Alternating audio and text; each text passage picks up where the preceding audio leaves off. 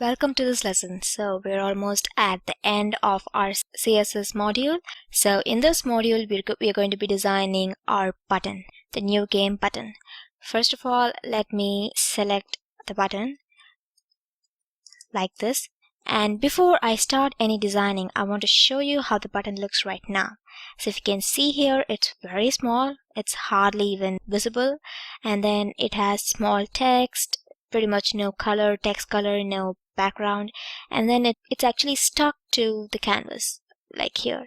So we're going to rectify all of this in our design. Okay, so for that, let's get started. So first of all, I'm going to give it a top margin so it isn't stuck to the canvas like I just showed you. So I'm going to give it a top margin by using the margin top property and give it an overall 15 pixels in top margin. Okay, this button doesn't need any right, left, or bottom margin because there are no elements on those sides to separate it from, so just top margin. Then I'll give it a width of 200 pixels. Okay, let me align it properly. And then the height of 50 pixels. I might look OCD to you because I'm aligning everything properly, but it's very good practice to align your elements and your properties, everything properly. So when you look at it, you know what you're doing. So it looks good, doesn't it? And you know what each of these things are. So it's actually good practice to align properly, not just for CSS, for HTML as well. So if you can see here, I've aligned it properly. Okay, so now let's come back to our CSS code. So once we've given the width and the height, we can design the button's text next. So the font size of the button is going to be 20 pixels. So you can play around all of these values, not just this value, but pretty much every value. You can play around with it, change the numbers and change the colors to give different feels and different designs for your app. These are just what I've chosen, okay? So font size is going to be 20, and then I'm going to make the text bold. Okay, so for that I'm going to be using the font weight property.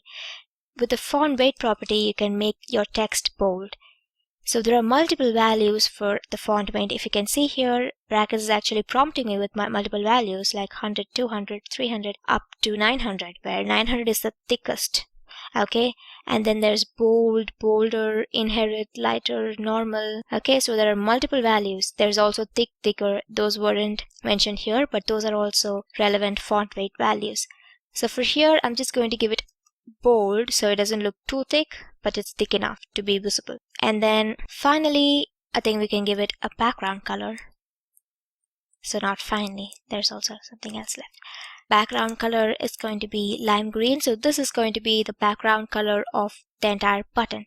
And after that, I'm going to make color of the text of the button as gold. Okay. And then we also have the font family, which is the type of font for the text. It can be cursive, just like we did with the header in here.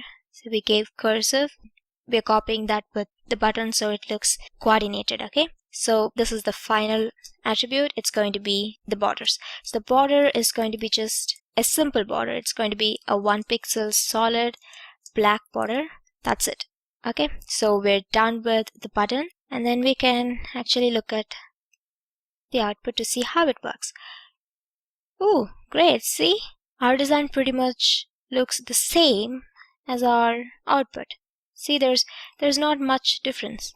But we can't see the border. That's because we've selected this particular button. When we click inside an element, it actually selects that element in your live output. So you can come outside, keep your cursor outside of it so nothing is selected. If you can see here, okay, we can see our border right now. Alright, so it looks exactly the same, and the only things left are the button hovers. Like if you go to the output, you can see that the color changes as you hover over your canvases or your new game button. But that's not happening right now in our output. So we're going to change that in the next section. But before you get to the next section, I want to remind you about two important rules of CSS. One of them is always, and every attribute statement, that is the attribute value pair with a semicolon, okay? Because if you don't end it with a semicolon, it won't take it as the end of that particular attribute, and none of these would be executed. So your design would be completely messed up. So always end every statement with a semicolon. Similarly, every time you start up a new selector, make sure you close these curly braces. Don't just open it and leave it as such. You need to close it. If you don't close it, your design would be messed up as well. So these are two important rules of CSS. Always follow them. In the next section, which is the last lesson of our CSS module, we can look at how to create the hover effects for our canvases and our button. So see you there.